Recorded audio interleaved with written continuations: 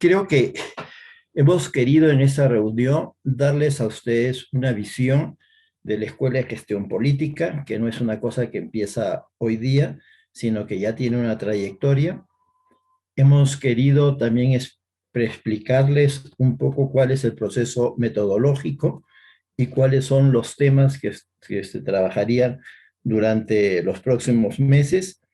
Y yo quiero reflexionar ahora también sobre cuál consideramos nosotros que va a ser el hilo conductor de todo este año. Un poco quiero subrayarles que todo lo que estamos presentando ahora parece muy armado, pero es una reflexión que hemos hecho bastante sólida y bastante extendida en el equipo de gestión política durante estos meses para poderles ofrecer eso. Pero este año la Escuela de Gestión Política tiene un contexto muy particular. Y eso es un poco lo que yo quiero subrayarles, porque tenemos que asumir esto como una especie de reto y de misión, ¿no? Hablamos de la Escuela de Gestión Política, pero si ustedes se han percatado, somos una escuela de gestión política de valores y principios democráticos. No somos una escuela de política en general, sino somos una escuela que tiene efectivamente una proyección ideológica en la democracia. Y eso me parece sumamente importante, ¿no? Porque podemos tener diferentes tipos de políticas. Fascistas son políticos, ¿no? Los conservadores son políticos. Los que tienen visiones totalitarias son políticos, ¿no? Los que creen en la anarquía también son políticos. Pero en nuestro caso es lo que consideramos valores y principios de la democracia, que creemos que en los principios originales de la democracia, tanto en temas de igualdad, libertad y fraternidad, que algunas veces también en la escuela política yo les he dicho que estos hoy en día, libertad probablemente es ejercicio pleno de derechos, derechos a la salud, a la vida, a la educación, a la vivienda, a la conectividad hoy en día.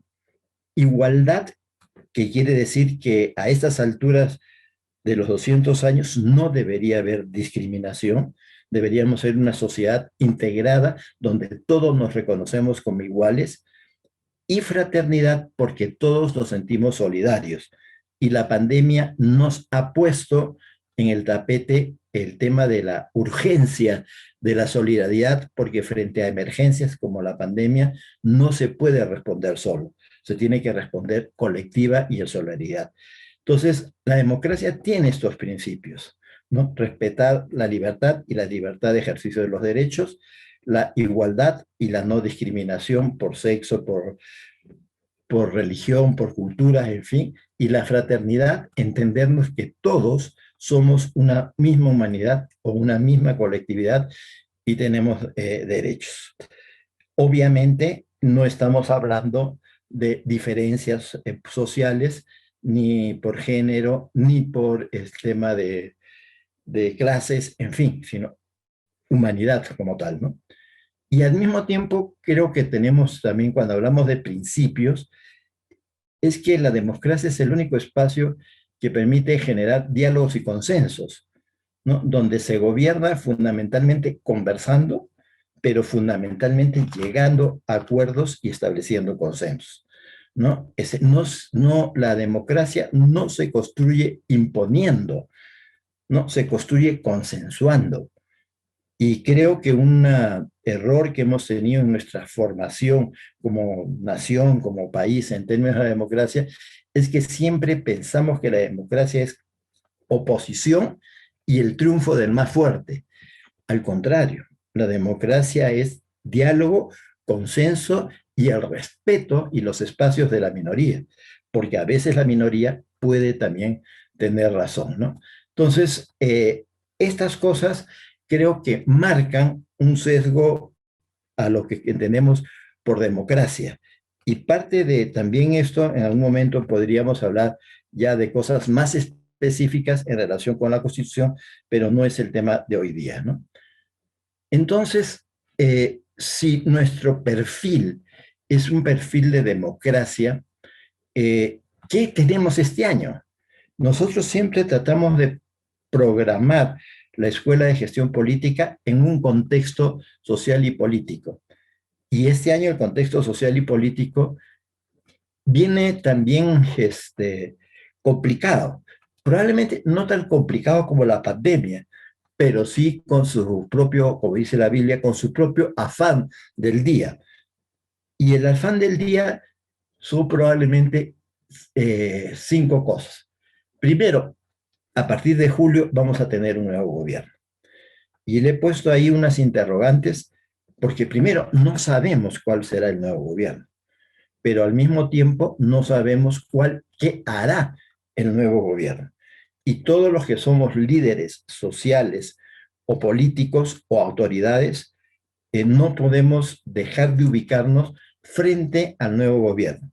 Entonces, ahí tenemos una incógnita, pero es una incógnita que se va a despejar probablemente el 6 de junio, ¿no es cierto? Pero es clave saber de que estamos frente a un gobierno, estamos frente a nuevas autoridades nacionales y eso también nos va a exigir probablemente acciones y comportamientos diferentes, ¿no? Dos, vamos a seguir con el tema de la pandemia, ¿no? Eh, tema de la pandemia y probablemente el tema de las vacunas, ¿no? Que hay y una responsabilidad probablemente de los propios gobiernos locales es cómo aceleramos el proceso de las vacunas. Y primero, cómo garantizamos que la mayoría de las personas asistan a vacunarse y no tengamos que estarlas persiguiendo, ¿no? Entonces, ahí también tenemos un tema muy grande.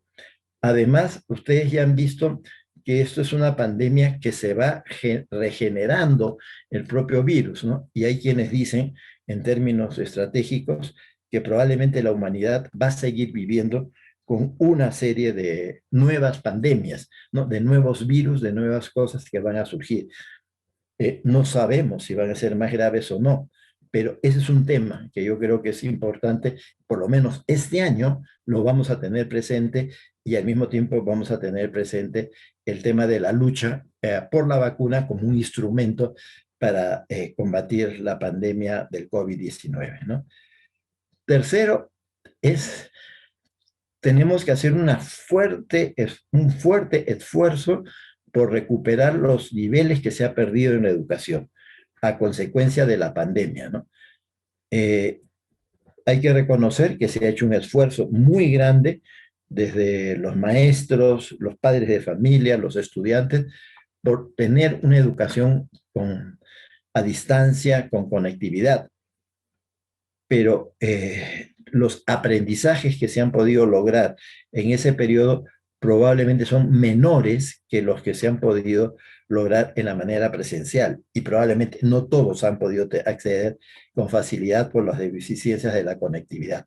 Entonces es muy importante evaluar dónde están nuestros niños, nuestros adolescentes que han perdido determinados conocimientos durante estos 2 años de la pandemia o este año y medio de la pandemia y cómo podemos generar condiciones no para aislarlos, no para decirles, ya perdiste, pues no, sino para volverlos a reenganchar en el proceso educativo.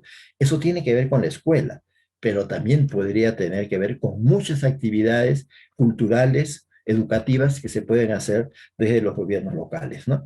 Creo que también ahí hay una responsabilidad importante.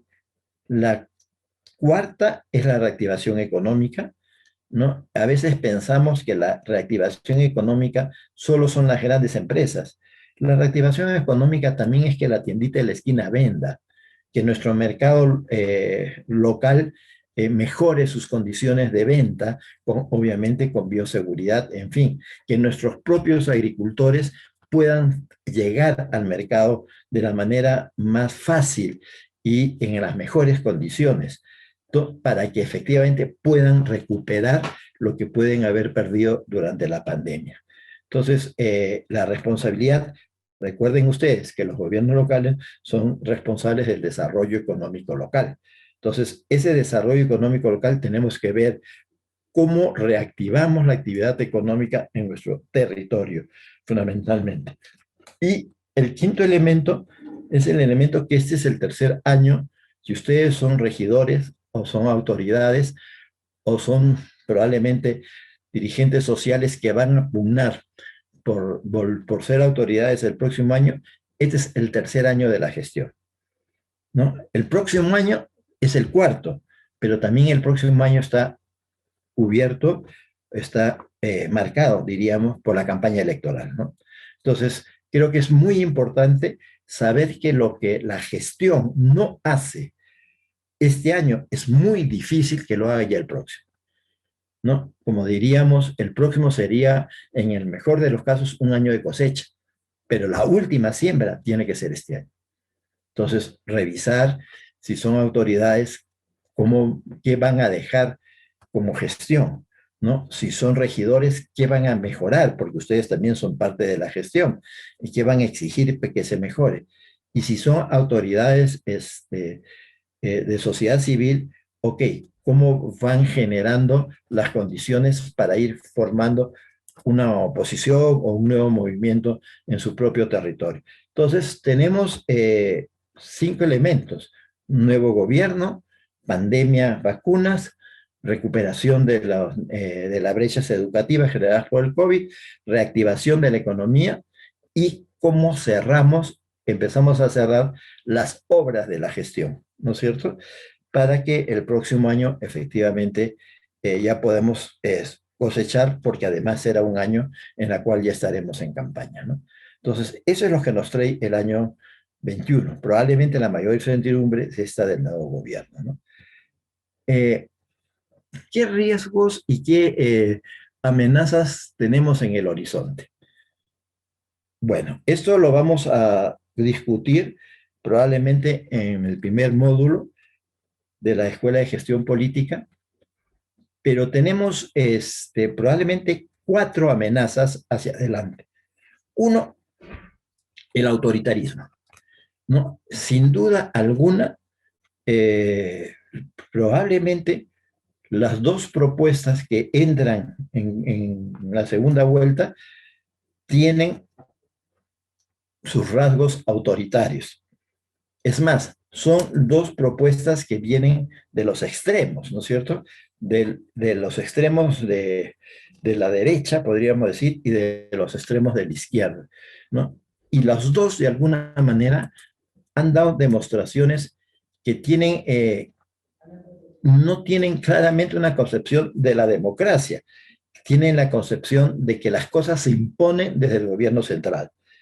Eso está bien que lo diga, pero es un peligro, ¿no? Y en este país ya lo hemos vivido cuando quieren imponer cosas desde el gobierno central, ¿no? Entonces, el autoritarismo es un tema que va a estar presente en estos próximos años, sea cual sea el gobierno. Dos, el tema de la corrupción.